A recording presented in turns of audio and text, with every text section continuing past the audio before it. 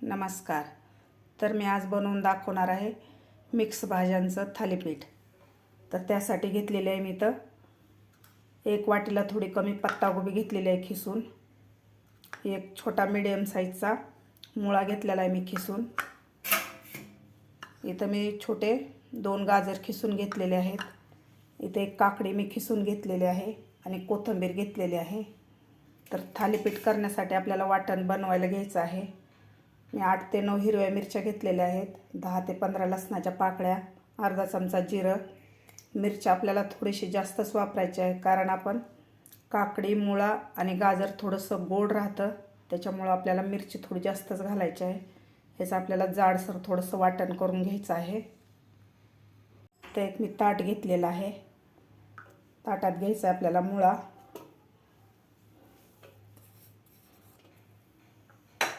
त्यानंतर पत्तागोबी, गाजर,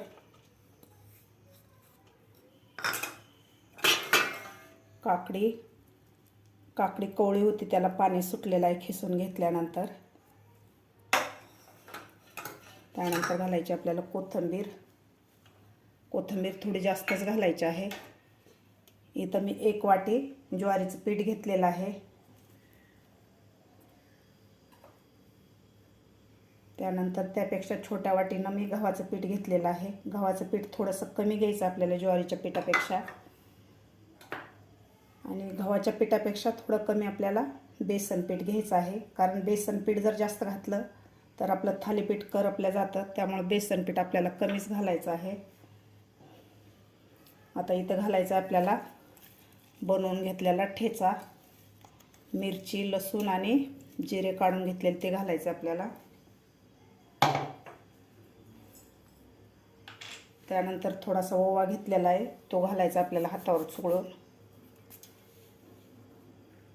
तर घालायची आपल्याला अर्धा चमचा हळद, चवीपुरतं मीठ घालायचं आपल्याला.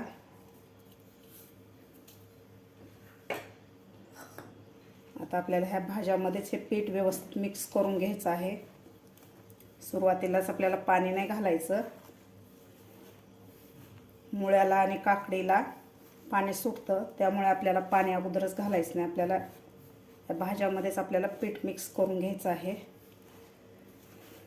बरेच मुलं मुळा, पत्तागोबी, गाजर खात नाहीत, तर तुम्ही अशा प्रकारे जर थालीपीठ करून दिलं टिफिनला किंवा सकाळच्या नाश्त्याला तर मुलं आवडीनं खातात. लोणच्याबरोबर किंवा दह्याबरोबर खूप छान लागतात हे थालीपीठ. व्यवस्थित मिक्स करून घेतलेलं आहे. तर आता आपल्याला थोडं थोडं पाणी घालून हे पीठ मळून घ्यायचं आहे. आपल्याला थोडं थोडंच पाणी घालायचं, जास्त पाणी नाही घालायचं.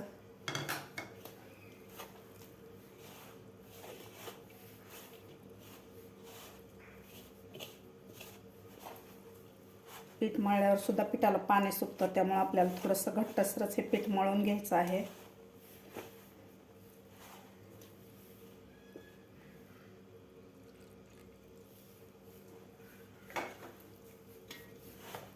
व्यवस्थित घट्टसर आपल्याला याचा गोळा बनवून घ्यायचा आहे. आता यामध्येच आपल्याला याचा गोळा बनवायचा आहे. आता आपल्याला पाणी नाही घालायचं यामध्ये.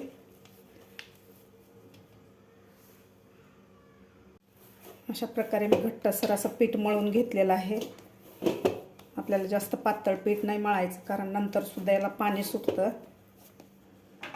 मी 1 वाटी पाणी घेतलेलं होतं, 3 ते 4 चमचेच मी पाणी घातलेलं आहे. जास्त पाणी आपल्याला लागलेलं नाही आहे. तर यावर थोडंसं आपल्याला तेल घालून व्यवस्थित याला थोडंसं मळून घ्यायचं आहे.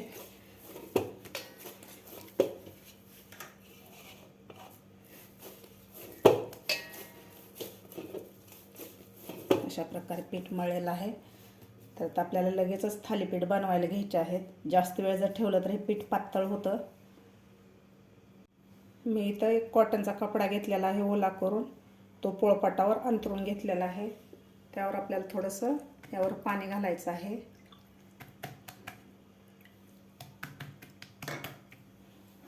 त्यानंतर जे आपण पीठ मळून घेतलं होतं त्यामधलं आपल्याला एक गोळा घ्यायचा आहे.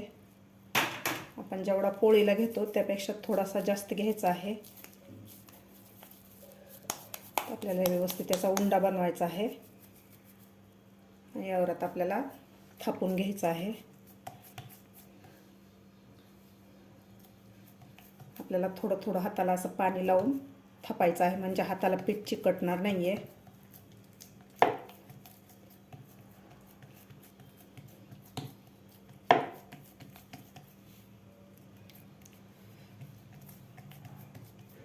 थालीपीठमध्ये कलर असा खूप छान दिसतो, हिरवा लाल. आपण वेगवेगळ्या भाज्या घातलेल्या आहेत, त्यामुळे मुलं आवडीनं खातात असे प्रकारचे थालीपीठ. व्यवस्थित आपल्याला हे पातळ असं थापून घ्यायचं आहे. तुम्हाला जाड बनवायचे असेल तर तुम्ही जाडसुद्धा बनवू शकता.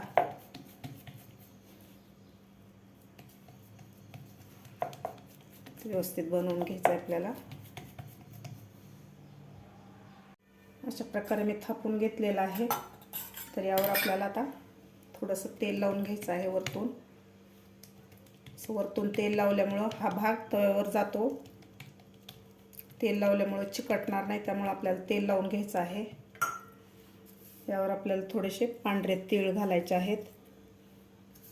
तीळ ऑप्शनल आहेत, तुम्हाला घालायचे असेल तर तुम्ही घालू शकता किंवा स्किप करू शकता, पण तिळामुळे थालीपीठ खूप छान लागतात.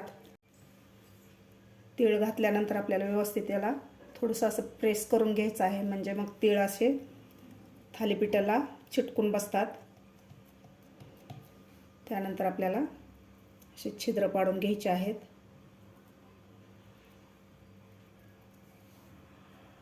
आता आपला तवासुद्धा गरम झालेला आहे, तर आता आपण थालीपीठ भाजून घेऊया. इथं तवा गरम करायला ठेवलेला होता. तवा आपला गरम झालेला आहे. मी लोखंडी तवा ठेवलेला आहे. तर लोखंडी तव्यावर थालीपीठ खूप छान लागतं, कारण लोखंडी तव्यामधलं आपल्या पोटात थोडंसं लोह जातं. त्यामुळं लोखंडी तव्यावर मी आज थालीपीठ बनविणार आहे. थोडंसं आपल्याला खाली तेल घालायचं आहे.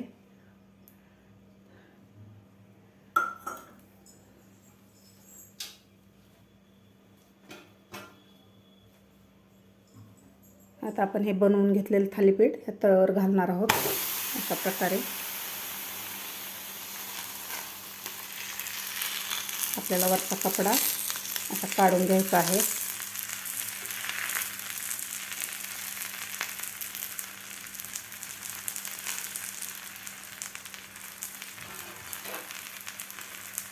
यावरतून सुद्धा आपल्याला तीळ लावायचे आहेत.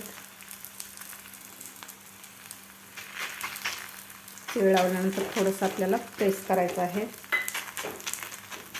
त्यानंतर आपल्याला यावरून तेल लावायचं आहे.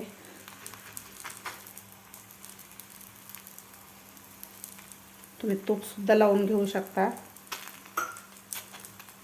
तर आपल्याला थोडा वेळ असंच ठेवायचं आहे, नंतर पलटी करायचं आहे. खालची बाजू थोडीशी शेकून घ्यायची आहे आपल्याला. खालची बाजू थोडीशी शेकलेली आहे, तर आता आपण पलटी करून घेऊया. अशा प्रकारे तुम्ही बघू शकता, दिसायला सुद्धा किती छान दिसत आहे थालीपीठ, आणि खायला सुद्धा खूप टेस्टी लागतं. मुलं तर याला आवडीनं खातात. तर आता आपल्याला दोन्ही बाजूकडून व्यवस्थित भाजून घ्यायचं आहे. दोन्ही बाजूकडून सुद्धा आपलं थालीपीठ व्यवस्थित भाजून झालेलं आहे. असं खरपूस भाजलेलं आहे आपलं थालीपीठ.